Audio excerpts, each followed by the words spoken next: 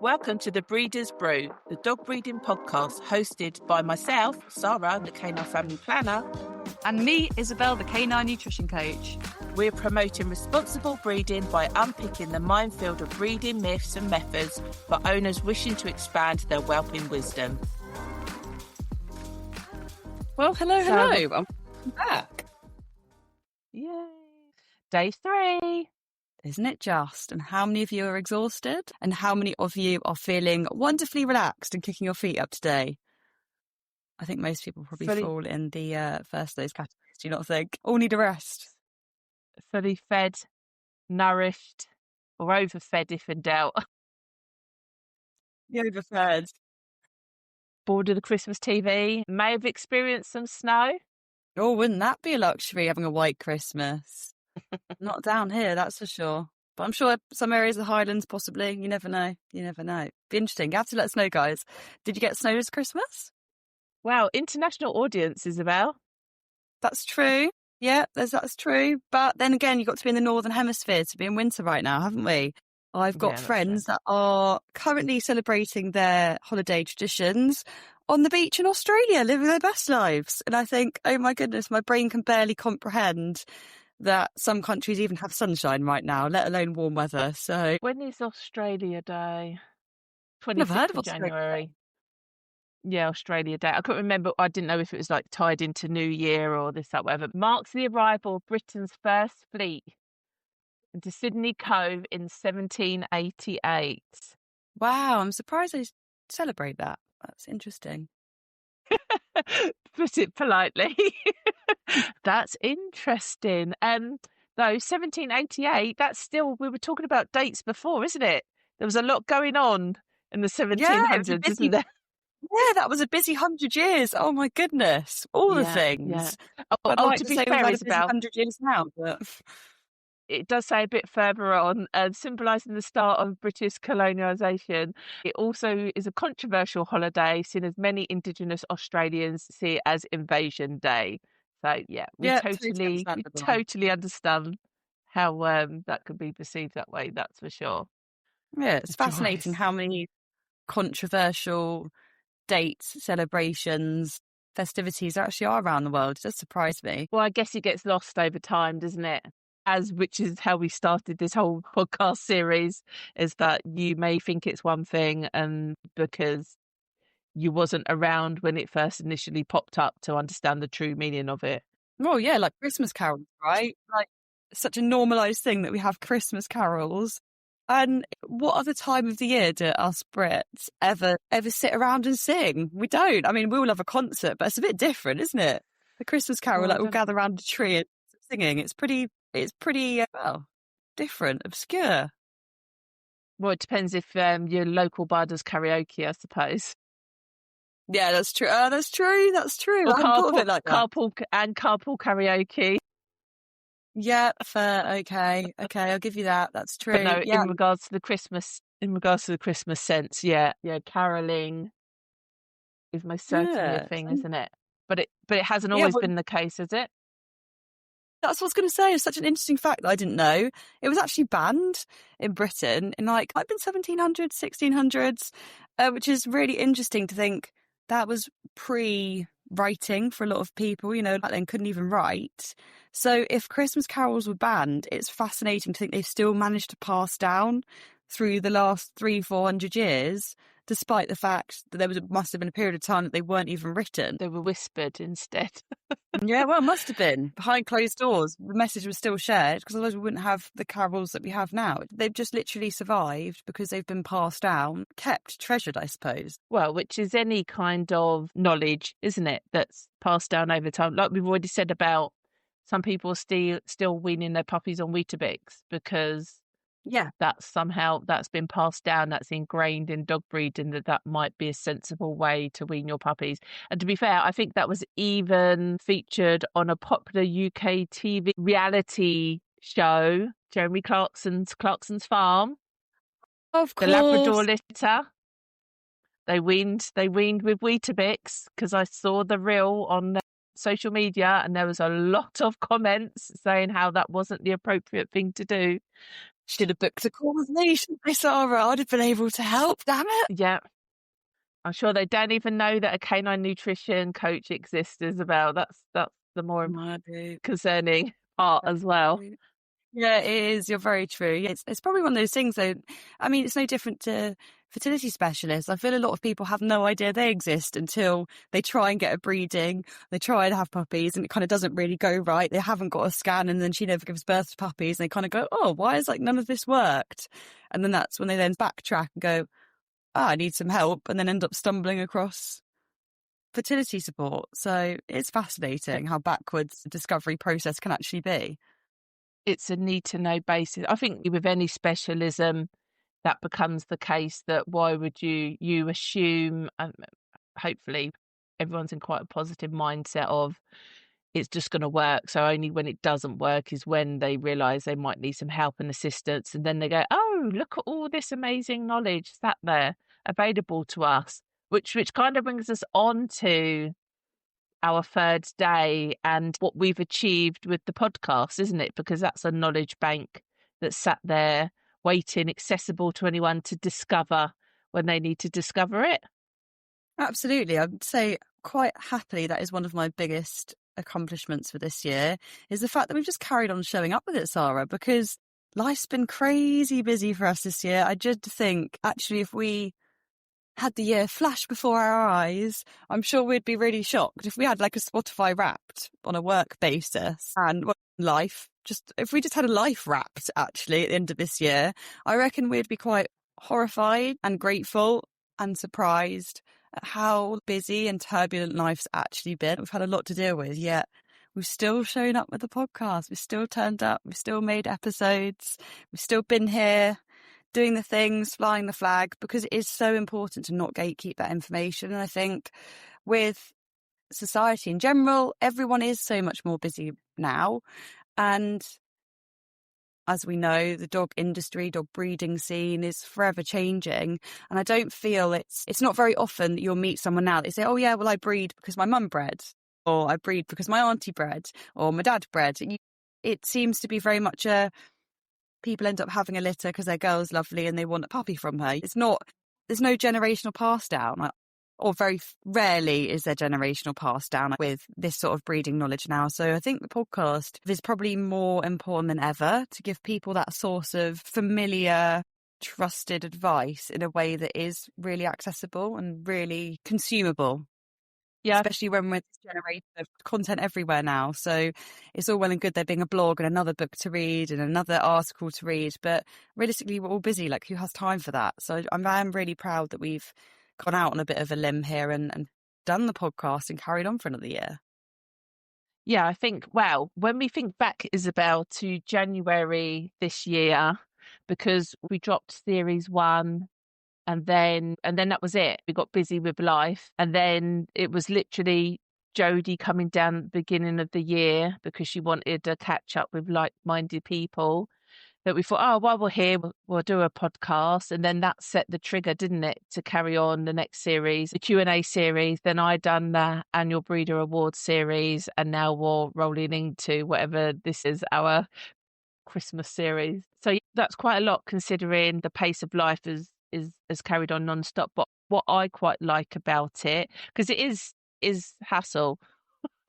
It's not straightforward. We've got so much other things to be doing, but we chat anyway. So sometimes we feel like, oh, we should have recorded that as a podcast because now we still need to tell people that information.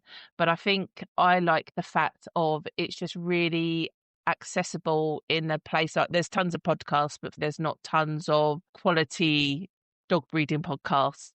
So it's quite nice to be one of the diamonds in the dust of being on those platforms. But what I like the most is that we're just sitting there waiting for someone to find us. And it makes no difference to us. It's like we've done the work, we've put it out there. I think you'll find that our editing has got better as you've gone on. Has improved over time. The quality, the sound quality, hopefully has got better over time. And yeah, we still got plans for 26, but I think the fact that we've captured that information, and it's there for anyone to just discover at any point. And we do have people just randomly contact us because they found the podcast and they love it to bits, and like they've really enjoyed it. And then obviously the main thing is that they learn something from it, and that it improves something about their breeding practices or how they care for their own dogs. And then what more can we ask for? Because well, none of it's free. It all costs money, doesn't it? Even the equipment upgrades that we have, but the investment that we've made into not just time but also equipment, into the software subscription fees that we pay nowadays for stuff that, I mean, I think I literally pay for 2 AI subscription fees, which is crazy when some people don't even know it exists. So our subscription fees are crazy to get quality dog breeding information out there in a good format, in a way that people can easily digest it and refer back to it. So the podcast has been instrumental in that. And obviously when we recorded the first one, series 1, which I can't even think why we decided we thought it was a good idea. I don't know. We come up with a lot of ideas, don't we, Sarah? It's hard for people to make it out to reality because there's just too many. Yeah, Not being enough time. Aquariuses, the ideas are non-stop. But by recording that first series, it's 2 years down the line has dramatically impacted our lives, which we're not quite sure whether it's for the good or not.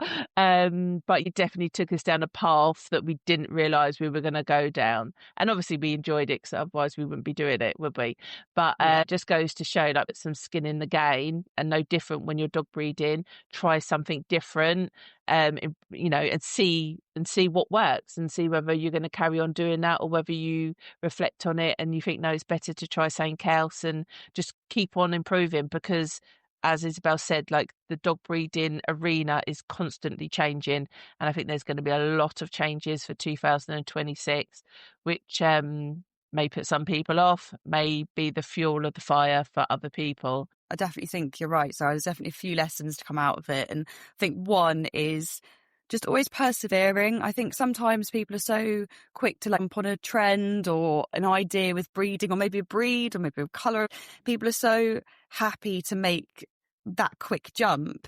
And then if things don't quite reward them quick enough, people are so quick to jump onto the next thing. And as with anything in life, essentially you're learning a skill, you're perfecting an art, especially when it comes down to your dogs, and you'll be tweaking their diets and their lifestyles and your breeding plans and everything. And it is a fine art. It's something that takes decades to master and figure out how you can get the vibrations of your program truly working and resonating with everyone else around you, and finding like-minded communities and everything else.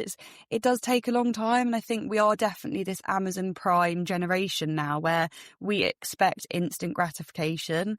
And I think breeding just reminds everyone that actually you have to slow down. You know, your girl's pregnancy will take over 2 months. Like, you have got to be patient. So we always say labour can take a long time, and it is like watching paint dry, and you do just have to sit there and just enjoy the process.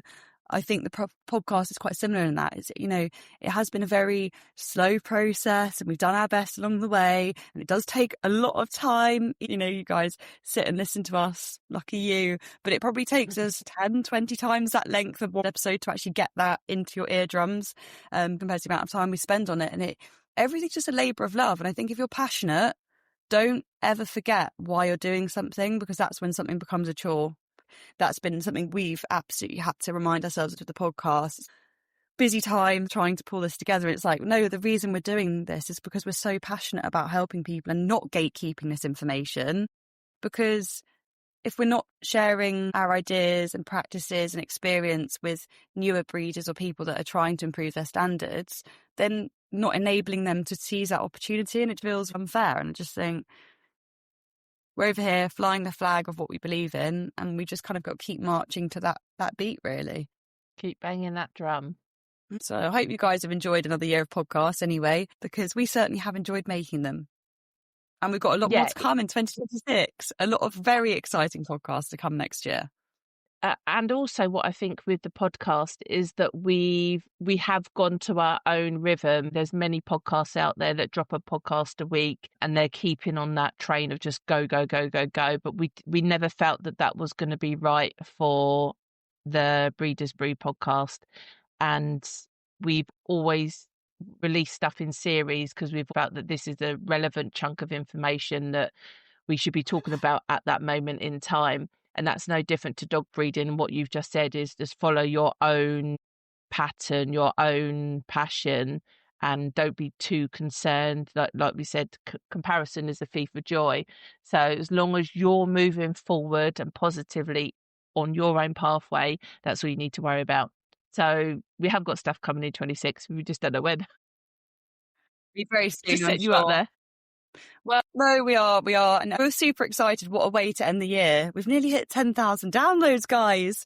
So if you do enjoy and binge this new podcast mini series we're doing over Christmas, we might even hit 10,000 listens for New Year, which would be super exciting. Not that we worry about likes and followers, as you guys know that have us on social media, but it's nice when you do hit milestones, because it's that thing that keeps you going. I feel like it's no different when you're running a marathon, as we always say, dog breeding's a marathon, and it's like you're in your final few miles and you're counting down. It's like hitting those milestones is really enjoyable. So I think it's really exciting that we've hit almost 10,000 downloads, because I just kind of surprises me if we had 10,000 people in a room. That would feel a lot. I'm pretty sure like the O2 Stadium in London's only like 20,000 or something. So yeah, it's a crazy number. Well, if you had 100 people in a room, that's a lot.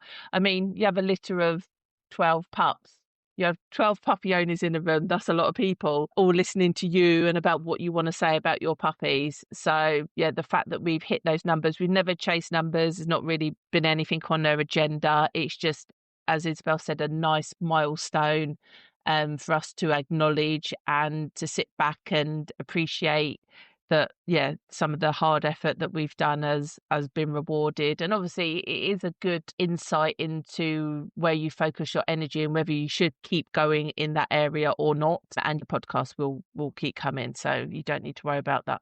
But obviously, as we always say, if you want to hear from us regularly, you need to join the support club, and you literally get us every week then, and we get to talk about your stuff, not us just blabbering on about what we think you want us to talk about. So don't ever forget that's what the Dog Breeding Support Club is there for. So if you want more of us, and we're no different on a podcast than we are in real life, so to speak. So yeah, there's always opportunity. You might get a slightly more unfiltered version of us in the support club, but that's obviously because we are able to give you totally personalised sort of feedback on the situation, have a chat and sit down and